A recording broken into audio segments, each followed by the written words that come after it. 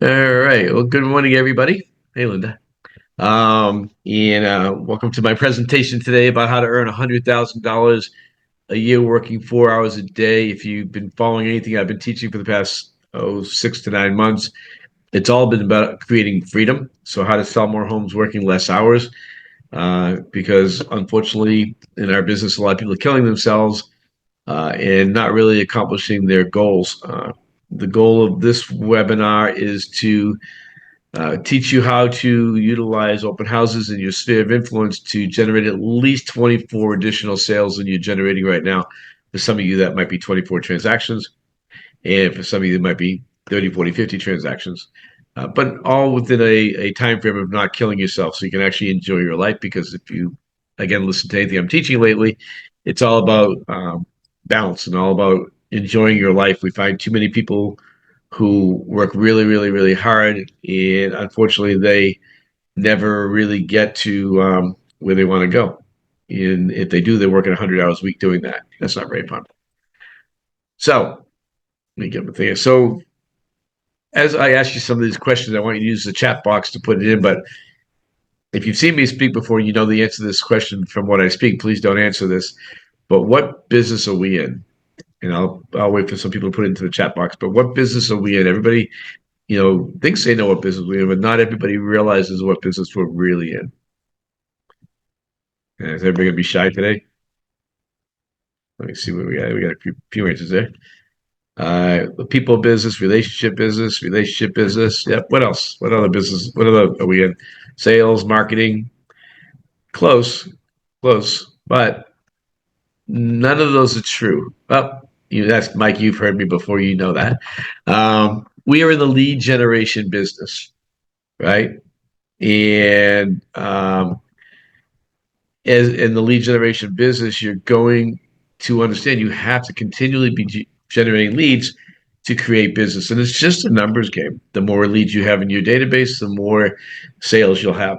And we're going to talk about today is we're going to talk about how to add people to your database and through open houses and how to convert those after they've been in through with your sphere marketing and stuff like that. So so we're in the lead generation business. All those other things are important. We are in the people business, but you're only in the people business so much.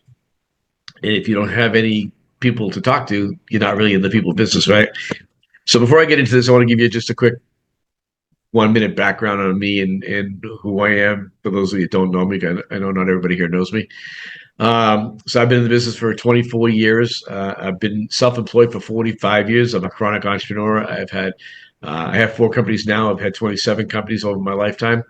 Anything from being the first online dating service back in the 90s to the third biggest paintball business in the country in the 80s. I was known as the godfather of internet lead conversion in the real estate world. All your lead conversion stuff that you see out there on the internet through all your CRMs are pretty much based on stuff that I developed 20 years ago. As far as home sales, I've sold my first year 36 homes, 20 days of those from open houses, which we're going to talk about in a minute. I sold 50 my second, 80 my third, 80 my fourth, started my team in my fourth year, third year rather. And in my fourth year, I started my brokerage, ran that for 13 years and built 120 agents doing 700 transactions a year.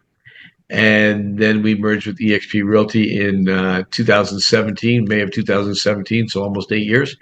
And we currently run an organization of 2,100 agents in 49 states and 9 countries. So I've done a lot, and it's mainly always still comes down to the same things. What we're talking about today with database and stuff like that is pretty much the story of every business there is. So let's talk about open houses, because open houses to me are a gold mine that most people don't utilize. I remember the first day I came into my real estate office and I had 2 realtors come up to me. They told me a couple of things. They said, "Don't work open houses and don't do internet." Well, my background was internet, so that was a given. And my in open houses, people came to me. I didn't see how that would be a bad thing. And what I realized over the years, and especially that first year, is most of the people that wanted to give me the most advice did the least amount of business. Right. So the people that really tried to tell me, don't do this and don't do that, they sold a couple of homes a year. So I've learned early on that I had to teach myself and systems to become profitable. I did not get any training, which by the way was a blessing. But my broker at the time said, I don't do training at all, so you're on your own. And literally, I didn't have any training at all. I didn't know how to write a contract. I had to do all that myself. But again, being an entrepreneur and business person, that was pretty easy for me to do. So let's talk about open houses. And the nice thing about open houses, it's a predictable business model. Let me give you an example of that. I never, with the exception of 2 months in the 4 years I sold full time before I started my brokerage, I never had more than 2 months without a sale, and it was pretty consistent almost every month. Like I might have had another month here and there, but the funny thing is, it was a busy year. It was 2004, and I had no sales in April, no sales in May, but I did have 13 sales in June of 2004. So I made up for it. But I attribute that mostly to doing open houses, and I did open houses even when I was selling 80 homes a year. I did open houses. I never stopped doing open houses until I started my brokerage, because at that point I just didn't have the time to do open houses anymore. But it was by far the easiest, best lead generation source for me. And the beauty of it, the cost is fairly zero almost. So there's a few things that are important in picking the right house. Now, I'm not a huge fan of doing condo open houses because they're just more logistics to get in. However, you can do that, but I prefer no gated communities. I don't like someone having to sit by the gate. I want there to be 2 or more active listings in the neighborhood. And when I get through my system, so you'll understand why that's important. I also prefer the house to be vacant, and I like a house that's going to be on the market soon. So this is a little more challenging a few years ago, 2 years ago, but now with the average sale 3 to 4 months on the market, it's not that big a deal anymore just to uh, to pick a house. And we're going to use that same house, by the way, every week, every open house. When I did open houses, and when I first started, I did every Friday. I did every Saturday and Sunday, and I did the same open house every day, every week until that house sold. And there's a lot of reasons for that. But the main reason is I wanted all the neighbors to get to know me. I wanted all the neighbors to see me there and go, oh, this guy's working really hard. So when they're listing in to sell, they would come to me. I also got to know the nosy neighbor, Marion. Marion was a sweetheart. She was an 80-something-year-old lady that wrote dictionaries for a living with 2 big dogs.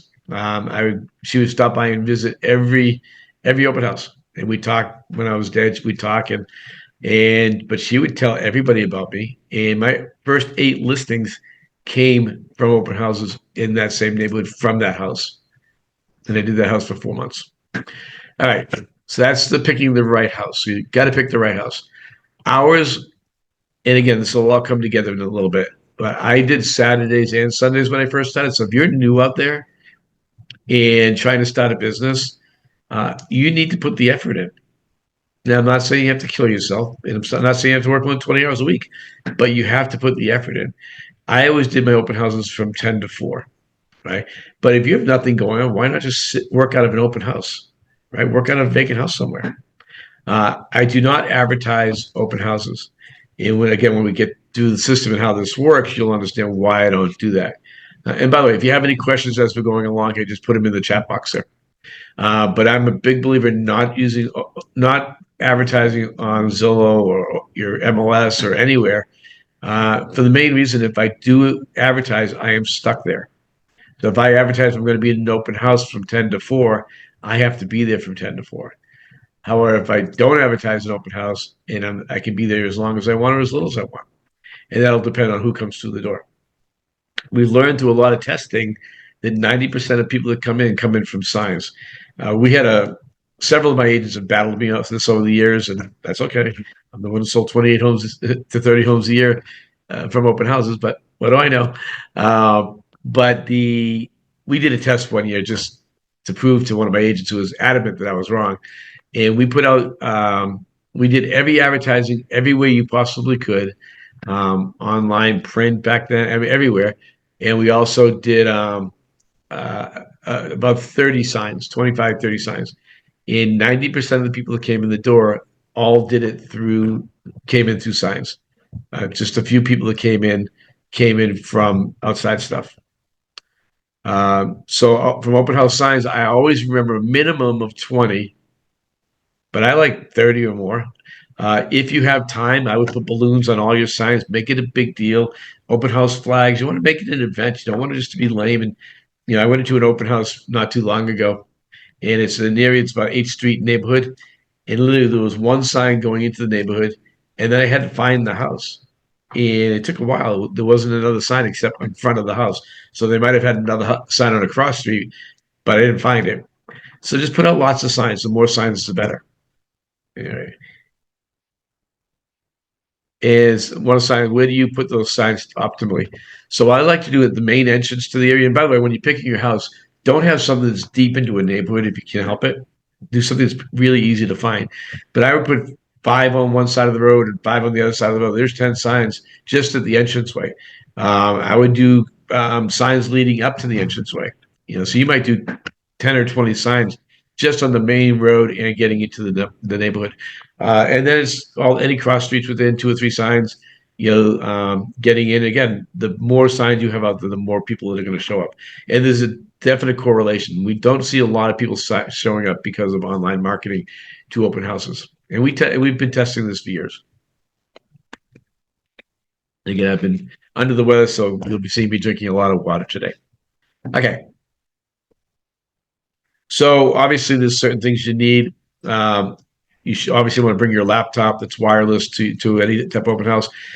I stopped years ago when technology became available, advising my agents to have any printed material. So don't have the printed listing, put it into your text, and you can just text it away. Same thing with the listing, neighborhood properties or surrounding area properties. You want all those to be in a link that you can just text out. And obviously some sort of water, some sort of food, finger food, sandwiches or whatever. Don't have nothing, but you don't have to have a lot. You don't need to spend a lot of money doing this. You can also bring on a sponsor. I know a lot of our agents bring on title sponsors or mortgage sponsors to do the open house with them. So feel free to do that too. And they'll help pay for the cost, if not pay for the cost. So a couple of things that are important is the words that you use. And that's really, I think, what set me apart when I learned this. And I'm going to tell you how I learned this. So when I was doing my open houses at the beginning, and remember, I had no training, people would come in, and the first thing I'd say, hey, you're working with a realtor. And literally everybody said yes.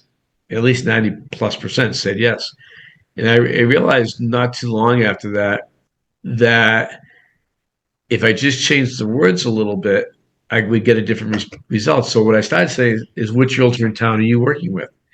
And that was a game changer. It really came out that almost nobody had a realtor, at least one they were loyal to. And I would always dig a little bit deeper. So if someone said, I'm working with Bill Smith, I'd say, how do you know Bill Smith? Oh, well, Bill's been sending me listings. Oh, have you ever met Bill? Well, no, I just registered on his website. Well, in that case, they're not really working with Bill. Now, I'm ultra, ultra, ultra, ultra ethical and would never steal a customer from anybody. I never have, never will. And so if they say I'm working with Bill Smith and Bill's been showing them property, when they leave, I'm going to call Bill and say, hey, Bill, I want you to know that Mr. and Mrs. Smith came to my open house and they were interested in the house. You might want to give them a call. I don't steal customers. I don't morally feel right about doing that. I don't have to, so I never did. The other thing I do, and remember I said earlier, I like to have 2 homes that are vacant that are nearby, is I use those to get the ability to spend more time with them. So it goes something like this. So we're walking through the house and they finish up and I'm like, so what do you think of the house? And I always get the same answer. Oh, it's nice. Is it what you're looking for? Well, not really. Is this the price point you're looking for? Yeah, it's the price point. I do have 2 more homes available down the street that I can go take you to show if you'd like to take a quick look at them. 80% of the time they say yes. Now, of course, now you do have to sign a buyer brokerage agreement, but people are getting used to doing those right now. And it could just be for those 2 homes. Well, why do I do that? I do that because I want to spend more time with that person and find out if they're really a buyer or not. Now, some people might tell me right off the bat they're not really looking to buy right now. They're just looking. Then I'm not going to ask them to look at those properties. But what I'm going to do now is I'm going to put a be back in 30 minute sign. We're going to hop in my car. And during that showings of those two homes, my only goal is to find out if they are actually buying and if they're pre-approved. No. If they are, then I'm going to change up my thing, and the conversation goes something like this. After this is after the second house. We looked. It's been really fun working with you guys. I don't really want to finish my open house today. I'd really rather show you guys property. Do you want to look at more houses today? And I'd say 70, 80%. I used to track the number, but I don't remember what it was off the top of my head. But would say yes. And that's how I sell so many homes, because I would spend time getting to know them a little bit better than the 30 minutes instead of just having 5 minutes. Now, this is a little more challenging if you have a lot of people through, but let's face it, most open houses, you're lucky to get 2 or 3 or 4 couples through in any given day. Other messaging that I use is, one of the things I like to do when I do my open houses is to add people to a listing update, market update system, so you can see what's going on in the market, but also so you don't miss any listings come on the market. Would you like me to add you to that? Now, the reality is, if I get their email address, I'm going to add them to that anyways. A couple questions. Okay, the question is good question. And are you scheduling the viewing of other homes for after the open house or at a later date? So I'm doing them at right then. So if they are ready to go look at houses, I am going to go down. We're going to pick up all my signs, and I am going to close the open house. And that is, again, one of the reasons I don't advertise open houses, because I can't leave if I advertise them. So by not advertising them, I can leave at any time.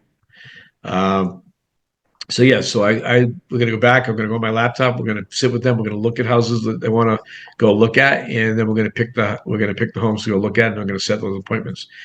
Now, how do you do the new buyer brokerage agreement in this? So obviously, people coming into your open house do not need to sign a buyer brokerage agreement, right? That's not required at that point.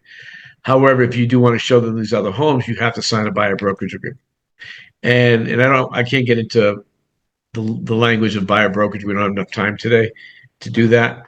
But you do have to sign a buyer brokerage, and it can be for those two homes, which is what I would do. And then once you built a little more trust, you can sign a buyer brokerage. Now, here's the beauty of that: is everybody has to sign one, right? So it's not a big deal that you're going to sign it. Everybody's going to sign one with you. Okay. And then it's nice to use an app. If you want to use an app, KV Core works great. A lot of us are use KV Core. A lot of your CRMs out there now have an open house app. I would use that. Or I would write, can I text you the listing? How do you capture their name, right? And so the other question is, are you doing a showing agreement or a full buyer brokerage agreement? For the two homes, we're doing a showing agreement. And then if they decide they want to go look at more homes, we're doing a full buyer brokerage agreement. So remember, it's all about capturing the leads, right? I don't give out business cards anymore to anybody. I got a whole box sitting here that I've had for years sitting on my desk. I just don't use them. And why don't I use them? Because it's really easy to capture people's names when you don't do that. And I'll give you a quick story behind that. One of my business partners and I were in San Diego. This is a few years back. And he had just finished showing me his business cards. They're really nice, very classy. And it's about 1 o'clock in the morning in a bar. And we meet these guys that own security companies. So we get into them, and my buddy goes, told me we're relatives. He says, "Oh, I'm actually looking for a home, between $3 and $4 million because my daughter just moved here." And he goes, "Do you have a business card?" Now, keep in mind, he just finished showing me his business cards. He goes, "No, I actually don't have any cards on me. Let me text you my info." Now you can do that through an online business card. I use a card called My Card. If you're interested in that, let me know. I can send you a copy of that. How to get on that, and maybe I'll send it out with the recording. But anyways, that's where I learned how not to use business cards anymore. So I stopped. I don't use them. If I want to capture people's names, I don't want to give them a business card, because what do people do with business cards? They throw them away. Exactly. All right, everybody understand the messaging here? There are a few different things here. That's the messaging that I use in all my open houses. So let's talk about the conversations when I have them in my car now. So one of the things, if I was with a customer, a potential customer, a potential client now, I never really talked about real estate. I wanted to know about their family. I wanted to know about their lifestyle. And the reason being, I'm trying to find a connection. So, for instance, I'm from Boston. So, if they were from anywhere in New England and were a Red Sox fan, it was easy. If they're from New York and they were or New Jersey and they were a Yankee fan, it was easy because we have that Red Sox Yankee rivalry. If they have children that played sports, it was easy. If they golfed, I golf. If they played music, I'm a guitar player. Whatever I could find in that, but you have to ask questions about their family. Like, what do they do for fun? What's their lifestyle? What do you want to do? Why are you moving here? If they're not from the local area. But the big thing that's really helped me a lot over the years was really connecting the fact that they had kids, and a lot of my customers did. And so I was saying, I'm going to use Billy as an example. I like the word Billy. I don't know why I always use Bill. It's an easy word for me. But so I'll say that one of them has their son Bill that plays baseball. So when's Billy's next game? Tuesday. So I'm going to call Wednesday to see how Billy's game was because I want to connect with them on a personal level. I will say I mean, I've sold somewhere between 1,000 and 1,200 homes. Majority of my friends that I have right now in my life, since I've been to Florida 25 years, are either realtors or people I sold homes to. Almost everybody. But my communication is about building relationships. You're not always going to get an instant sale, right? And the cool thing with open houses is you're going to get things you do today will be planting the seeds for contracts in 90 to 120 days. But you have to stop planting those seeds. I find so many agents give up on open houses really quickly, which is why they think they suck because they just don't um, they just don't have the patience to build a business. And keep in mind, I'm going to go on a little tangent here for a second, but the reason why people fail in this business, and I talk to realtors every day, and it's hard. I mean, I meet people that are awesome that don't make it. And most of them are not consistent. Most of them, I did open houses, like I said, every Saturday and Sunday till I got busy, and then it was every Saturday forever. I did them my whole time I was selling homes, full time. But you've got to have the mindset in this business. So you invested $250,000. I think people fail mainly because the investment to become a realtor is a joke, right? $1,500. I'm going away with my wife next weekend for 2 nights. It's going to cost way more than $1,500, right? So when you don't really care about the money you're losing, you're not really that committed. And what I found in real estate is I know a lot of people that want to be successful, but the people that need to be successful are successful. And I'll give you another example of that. I started my real estate career on September 10th, 2001. The next day was 9/11. The next 3 days, because I knew my weakness was going to be contracts, I wrote 10 fake contracts each day. And I did my first open house that Saturday. And I didn't know what the heck I was doing because I had no training. I just knew that I knew what I figured I should do. And I sold my first house that day. It was not that house. I just happened to ask the person who came in near the end of my shift, would you guys like to look at more property? And they wanted to. And we wrote an offer on a property that day. So I sold my first house in 5 days. So that was in September. In January of 02, I had 9 closings. And this isn't, and by the way, I didn't know anybody except my girlfriend, who's now my wife, and her mom. And they weren't buying anything. My girlfriend lived with me. So I needed to be successful because I just lost all my money. So if you need to be successful, you have that mindset, you need to be successful, you will be. Anyways, I know I went off a little bit there, but I want everybody to win, and it's hard to see that. So again, what I said earlier, what you do today will generate sales for you in 90 days, but you have to be consistent and you have to follow up and you have to be in touch with these people. Everybody who comes to my open houses, I set up in listing updates based on the house they came to see me with, every single one. Always do the same house until it sells. If you average 2 visitors per day, which by the way, I have one agent came to me recently and said, "Oh, I only had 10 people come through." I'm like, "Really? That's amazing." "Oh no, I wanted more than that." I don't like when I start getting more than that because then I can't do my system. When I only have 2 to 4 couples coming in a day, it's easy. I have plenty of time to do that, plus plenty of time to work on my other stuff. But if you have two people come in per day, and we're just going to do on based on 1 day per week. That's 8 visits per month. I guarantee you, guaranteed in writing, not really in vocals, that 2 out of the 8 are going to be buying a home, if not now, shortly. All right. 90 days after you start doing this, you'll get your first contract.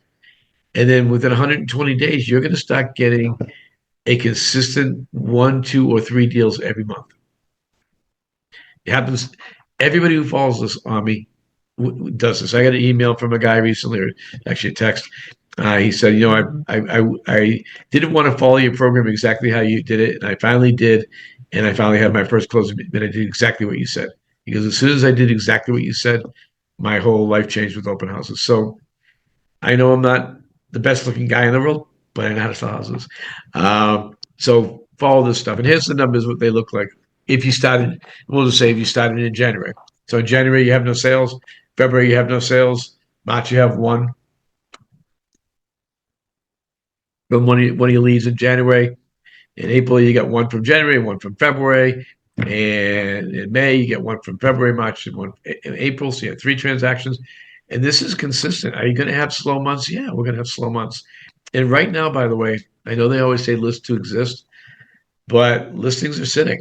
So if you want cash flow, you need to work with buyers right now. I'm not making you do that, but if I was in your shoes and I'm trying to do that, I'll give you an example. When we lost, when the market crashed in '06, that's when it lost here in most places, '08, but we started crashing here in '06 in Florida. Um, we went from a regular brokerage to a buyer only brokerage. And while everybody else is going out of business, we grew 20% a year. So you want to make sure you're spending the time adapting to the market. And right now, buyers are gold, especially buyers with cash, right? Okay, so that's open houses. Any questions on open houses? It's not complicated. It's just systems, it's just the process. So if you follow the process, have the right conversations, you're gonna kill it. Right? No questions on that? All right. So we're gonna get into the sphere. And I want to ask you a question. I want you guys to put this in the chat again. If you've heard me say this before, please don't put it in the chat because I like to see. But why do you think someone will use you as their realtor? Why do you think someone will use you as their realtor? You got to respond. I can't do it if you don't respond. All right, give me a second. Oh, Sherry, you know the answer. And I'm gonna go. I'm not gonna hit you last, Sherry, but because they like you, because they trust you, because they like and trust you, experience. Those are all nice, but the winner is Sherry with because you happen to be in front of them when they're thinking about buying or selling. That's it. Now, do you know that? Yes, you have some loyal people. I sold somewhere between 1,000 and 1,200 homes.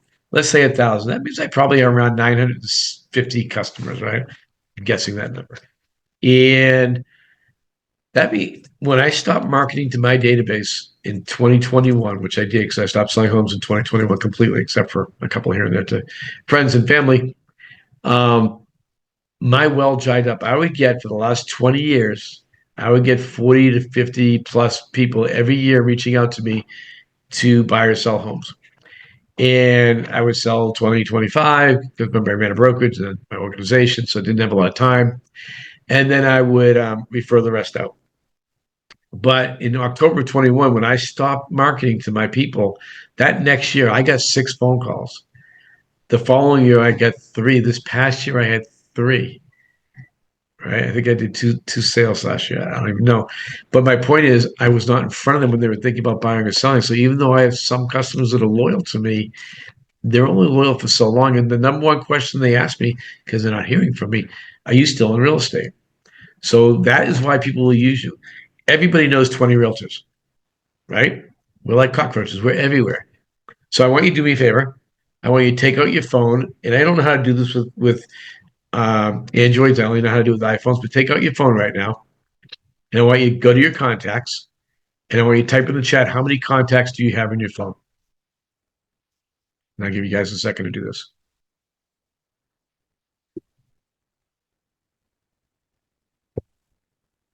So if you go into your contacts on an iPhone in the top left-hand corner, There's a button that says list, and it'll tell you how many contacts you have. All right, we got 111, we got 368, we got 2,674, we got 799, 544. I'm going to pick someone in the middle there. We'll do Jesse Ann, I think that's how you pronounce your name. We'll say 800 to keep it simple. All right. What we know, and this is an NAR stat, the actual stat's 11 or 12, but I like a lower number. We know that 7 out of 100 contacts are going to buy or sell a home this year. Now, again, one of you has 799 people, 800 people, right? John says lots, right? Those 800 people equate to 56 transactions going on in your phone with people in your phone this year. But yet nobody takes the time to build their foundation. So what we're doing in this lesson right now is we're teaching you how to build a foundation for a business. And I will tell you that most people will not do this. Okay. Drives me crazy, but most people will not do this. We're going to teach you right now. But also keep in mind, out of those 800 people that you have, right, let me get my little calculator out here because I can't do it in my head anymore. That actually equals 200,000 people circle that you have because everybody knows 250 plus people, right? So if you know 800 people, like the one example we're using here, that's 56 transactions sitting there, but that's not counting the other 200,000 people that they're connected to. So in our messaging and what we're going to learn right now is we're going to learn how do you stay in front of them? How do you keep this simple, right? And that's how we're going to make this work for you. Now, one thing I want you to keep in mind also is you're going to have to do a little bit of work here to get this to a place that it works for you. If you don't do this, it won't work. Before I get into my thing, I'm going to give you a little thing to test. I want you to write this down. Actually, I'll type it in the chat as I say it.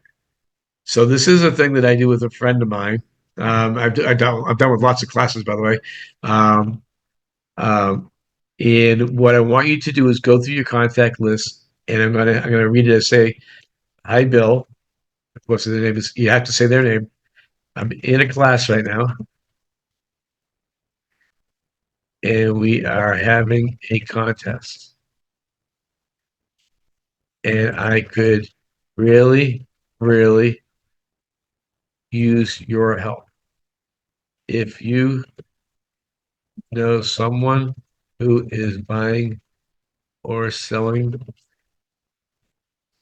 a home this year, please send me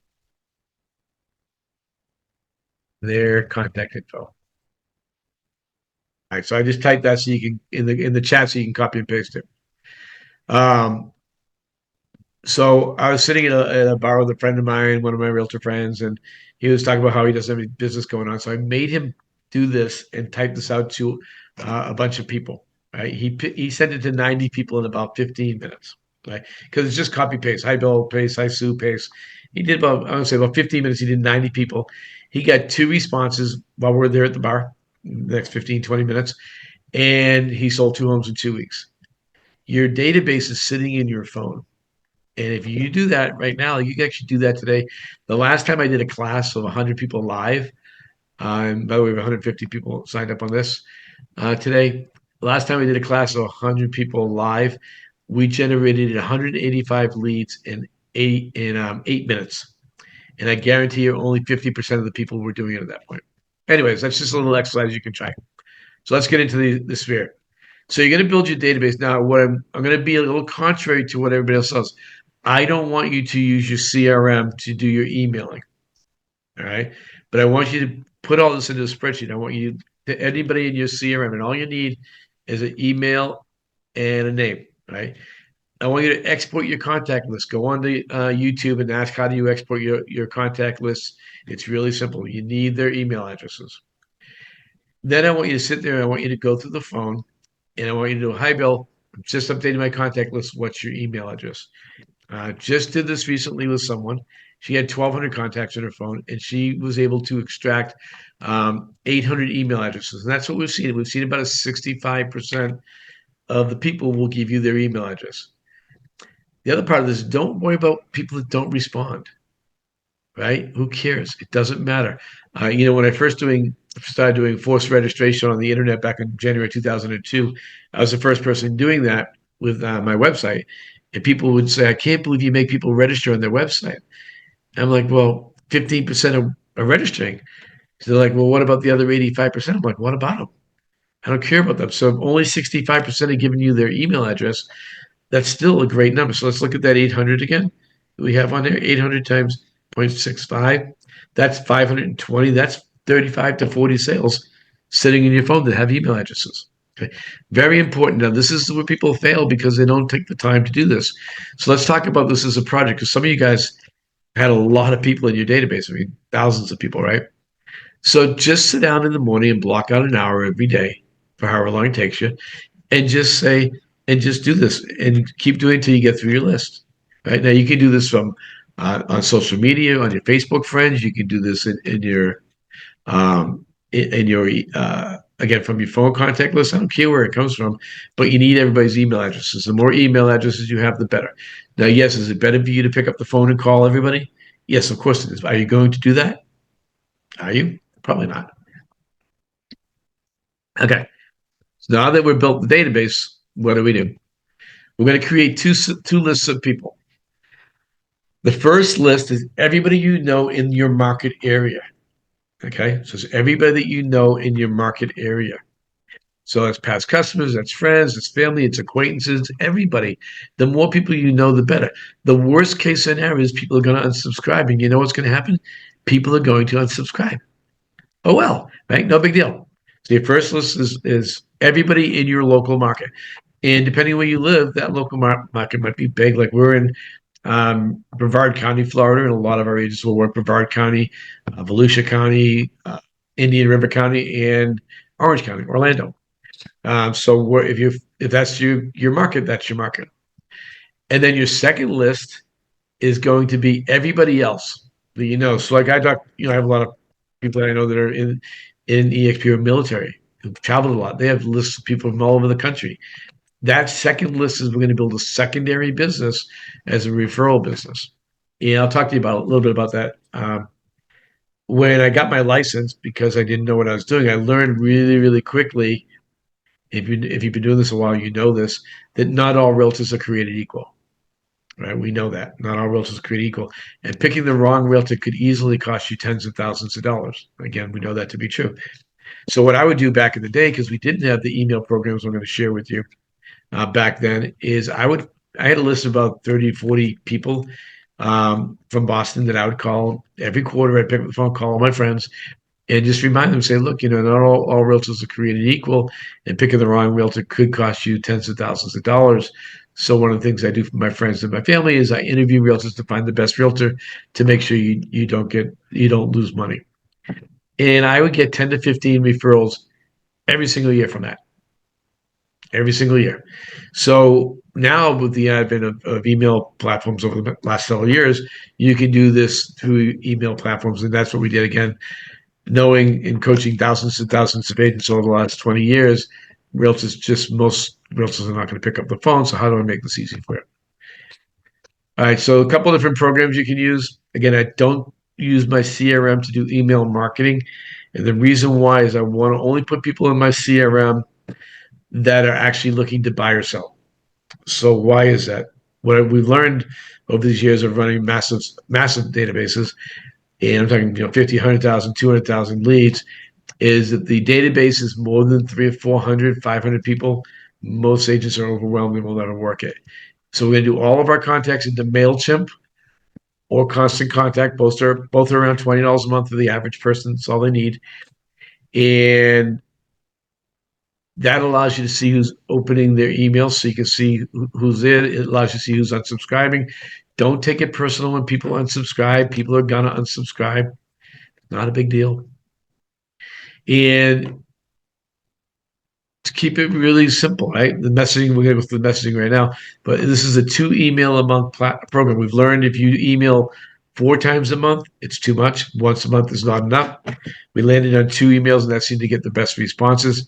By the way, the last person I taught this to was a newer agent with 400 contacts, and their first 4 months of doing this got 6 listings and 4 buyers. first 4 months.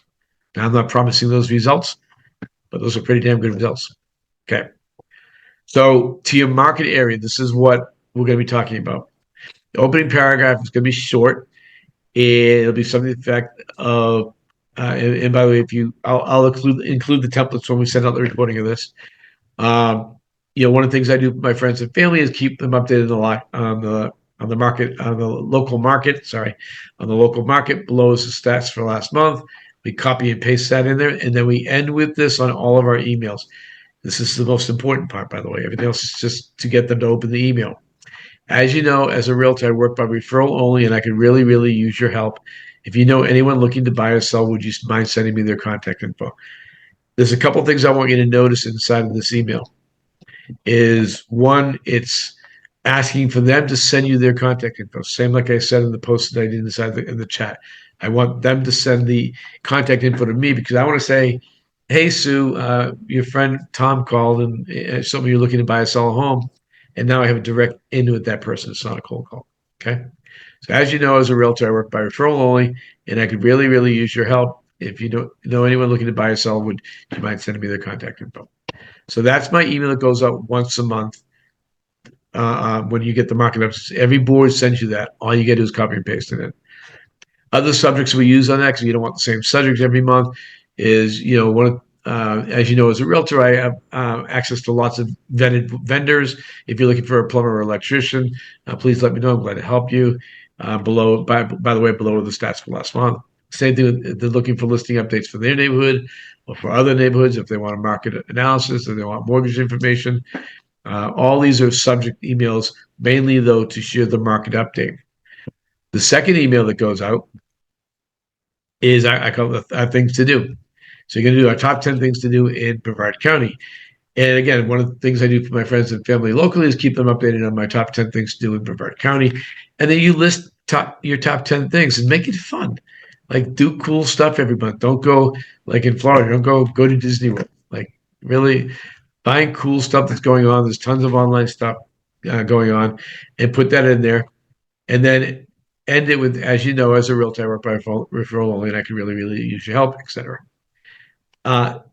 This is so important. This is all you have to do. So generally for us, the middle of the month, we send out market dates, and a few days before the end of the month, we send out top 10 things to do. You have to be consistent. So if you're doing this, you have to do it forever, right? And you can go into both of those programs and schedule these to go out. Now you still have to go in there and add the market update each month, but you can literally do the top 10 emails. You can do all 12 of those in a matter of a couple of hours. All the information is online. All right. So that's how you stay in front of your sphere locally. And then again, I do this once a month, and we send out an email to all of our past customers. One of the things I've learned about realtors is not all realtors are created equal. Picking the wrong realtor could cost you tens of thousands of dollars and possibly more. I've started a concierge service for all my friends and family where I'll interview realtors for anyone buying or selling a home. I'll determine based on sales, experience, and personality if they're a fit for you or anyone you know. I don't charge for this service. I don't know that you can say that anymore with the new law, so I would take that part out of by the way. I just want to make sure that all my friends and family don't use a realtor that can negatively affect their bottom line.